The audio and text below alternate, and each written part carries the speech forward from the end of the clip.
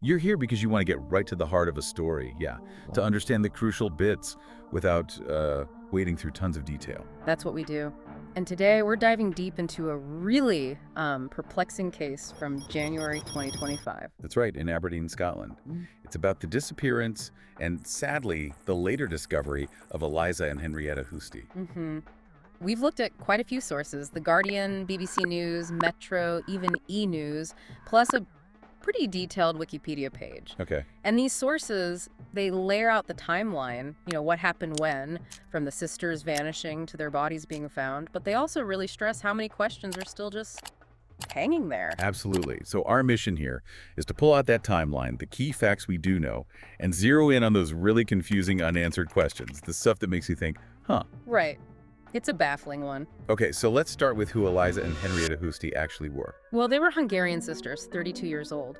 And interestingly, they were part of a set of triplets. Oh, wow. Yeah. They'd been living in Aberdeen for quite a while, somewhere between 7 and 10 years, apparently. They'd sort of set up their lives there. And what were their lives like? Were they settled? Routine? Seems like it. They shared a flat right in the city center, and they were actually saving up, planning to buy their own place. Okay. Their brother described them as cautious people, not big on going out. They mostly preferred staying home, Right. watching movies, that kind of thing. So it paints a picture of two sisters, very close, living a quiet life together. Exactly. What about family back home in Hungary? Were they in touch? Oh, very much so. Really strong ties. They had regular calls with their mother sometimes, like daily calls. Daily, wow. Yeah. And this seems important. They had a video call with their other sister, the third triplet, on New Year's Eve. Just days before they disappeared. Right. And everyone said they seemed perfectly happy, normal, content during that call. Their brother also made a point of saying they didn't have any money worries, so you can kind of rule that out as a reason for anything sudden. Okay, so stable leaves, close family connections. It all sounds pretty normal, which makes January 7th even more jarring. Yeah. What happened? What do we know about that day, or rather that night? The last definite sighting was very early in the morning, around 2:12 a.m. near Victoria Bridge in Aberdeen. And how do we know that? CCTV surveillance footage picked them up walking from Market Street, then crossing Victoria Bridge. Okay. They were heading west towards the Aberdeen Boat Club, following a path right next to the River Dee. And 2:12 a.m., something else significant happened right then, didn't it? Yes, exactly then. A text message was sent from Henrietta's phone to their landlady. Right. It basically said they wouldn't be coming back to the flat. Whoa, not coming back. Yeah. And crucially, the phone's location for that text was the Tory area, right near the bridge they were seen crossing. Queen Victoria Bridge vicinity. And then straight after that text, the phone was switched off. Went completely dead, inactive, never came back on. A text like that, middle of the night, near the river? Yeah. It just screams questions. So how did the police get involved? It was the landlady who raised the alarm. She got that very strange text, then presumably checked the flat, found their things still there. Right. Personal belongings left behind? Exactly. So she, quite rightly, got worried and called the police, reported them missing. Now, there's another layer to this timeline, something from the day before they vanished, which just feels important somehow. Yeah, this is really intriguing. On January 6th, the afternoon before, around 2:40 p.m., Yeah. CCTV caught them visiting the exact same spot, the same bridge, the same footpath by the river. 12 hours earlier, in daylight. Pretty much. And during that visit, they were seen wearing Rucksacks, but not on the final walk. No, apparently not. During this afternoon visit, they stayed for about 5 minutes, didn't talk to anyone, didn't interact with anyone at all. Stood there for 5 minutes. Seems like it. Then, after that brief visit, they headed back to their flat, going via the Union Square shopping center. And the police checked, found no sign they left the flat again between that afternoon visit and when they went out after 2 a.m. on the 7th. So a daytime Rosary, maybe. With rucksacks, no talking. Then back later, no rucksacks, late at night, send a cryptic text, phone off. What on earth were they thinking? It makes you wonder. How did the police approach this initially? Well, Police Scotland started it as a missing persons inquiry. There are no suspects. This is not a criminal inquiry. This is a missing person inquiry.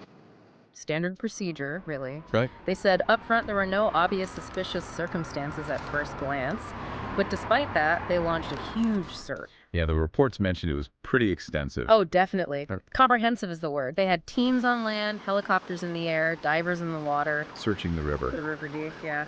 And Aberdeen Harbor, coastal areas too. Used search dogs, the whole lot. That must have gone on for a while. It did. The main river and harbor searches wrapped up towards the end of January, but they kept searching the coastline after that. And the Hungarian police were involved too, liaising with the family back in Budapest. Trying to get any piece of information, I suppose. Exactly. Did the police have any working theories? Like what they thought might have happened? Well, one possibility they considered quite early on was that the sisters might have entered the river. One of our theories has to be that they've entered the water for reasons unknown. Okay. Did Superintendent David Howison comment on their state of mind or anything? He did comment, yeah. He specifically described their actions that morning, leaving home, walking to that area, as very out of character. Which lines up with what the family said. Right. He said they just couldn't understand the why leave, why walk there. He also explicitly stated there was nothing to suggest any mental health issues. So completely baffling, even to the police leading the investigation. Absolutely. Which just deepens the mystery. And then, sadly, the search came to a tragic end. Can you outline how the discoveries happened? Yeah, it was on Friday, January 31st. The first body was found in the River Dee, near the Queen Elizabeth Bridge. That was around 8 in the morning. Okay. Then, later that same day, much later, around 9:05 p.m., the second body was recovered, also in the river, but this time near Victoria Bridge, the area they were last seen walking towards. Oh, wow. Both on the same day? Yes. Obviously, formal identification needed to happen, but the police informed the family straight away about the discoveries. A terrible call to receive. And the identification followed. It did. On February 11th, 2025, it was formally confirmed the bodies were indeed Henrietta and Eliza Huszti. Such a sad outcome. So we have the what and the when, broadly speaking, but the why is just, it's a void, isn't it? What are the biggest unanswered questions that keep coming up in the sources? There are quite a few major ones. Firstly, the decision to leave the flat immediately, as some reports put it. Why so suddenly? No, why not tell anyone? Exactly. Especially their family. Given how close they were, the daily calls with their mother. Their brother, Joseph, specifically said he found that part incredibly strange. We don't understand this whole thing. That they wrote a message to their landlady and they wanted to immediately end their tenancy agreement. We didn't have any information about that. So that's the strange thing, that the girls didn't tell us anything about that. They never mentioned any such plan. Even when my mother spoke to them on the Saturday, they didn't mention anything about it, that they had any plan to move out. You can see why. It just doesn't fit the picture of their relationship at all. Not at all. And there's the walk itself. The late night walk to the river? Yeah. Why? They were described as cautious homebodies. Why go out to the River Dee in the freezing cold after 2 a.m.? And the path wasn't exactly welcoming, was it? No. Reports said it was icy, unlit, really unusual, uncharacteristic behavior according to everyone who knew them or the area. Away from the city centre with very little movement overnight. The conditions at the time of their disappearance were sub-zero, and that makes the turn onto this path even more baffling. It would have been thick with ice and treacherous. What was the purpose of that walk? And connecting back to that earlier visit, the one with the rucksacks, what was that about? Right, it feels significant, but how? They spent 5 minutes there, afternoon, rucksacks on, didn't talk to anyone. Did they leave something? Plan something? We just don't know. Precisely, and why wear rucksacks then, but not later? And then that text message. To the landlady, not coming back. What prompted that specific message at that specific time? It shows intent, a decision not to return, but why? The motive is completely missing. And wasn't there something about neighbors hearing something that night? Yes, that adds another unsettling layer. Some neighbors apparently reported hearing screams near the river around the time the sisters vanished. Screams. That sounds potentially sinister. It does. It definitely caused concern locally. But the police investigated those reports and stated they found no evidence of any crime, no foul play. So another dead end, really. Just adds to the confusion. And finally, while we know they were found in the river, the exact cause of death hasn't been officially released. Beyond the police saying repeatedly there were no apparent suspicious circumstances. So it's an accident. Suicide. We're left guessing.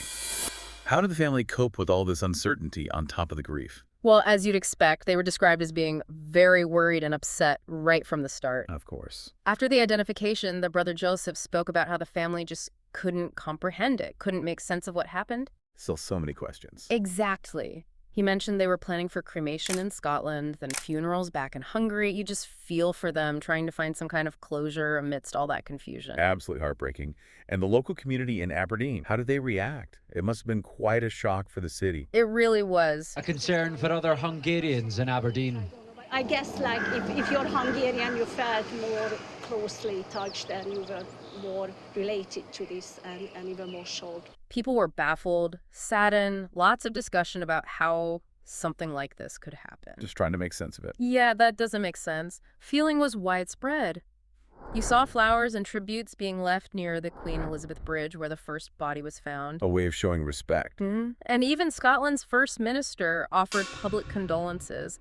It clearly hit the community hard. Okay, so let's just recap. The awful conclusion is no. Eliza and Henrietta were found deceased in the River Dee after this intensive search. Yes, the main events are clear.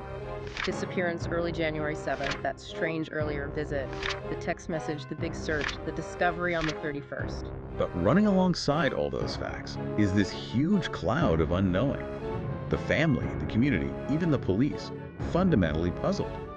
Why did these two sisters, seemingly happy, close to their family, Suddenly leave their home in the dead of night without a word to anyone, especially given those daily calls, that closeness.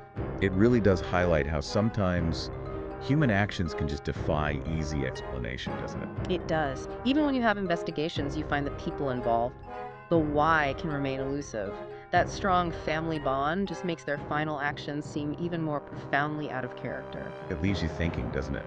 Even with all our technology and ways of tracking things, some events, some human decisions just remain deeply mysterious. What part of this story, listening to it now, do you find the most perplexing? It's a sobering reminder, I think, of the complexities we don't always see and the questions that sometimes just linger. Please help me find it.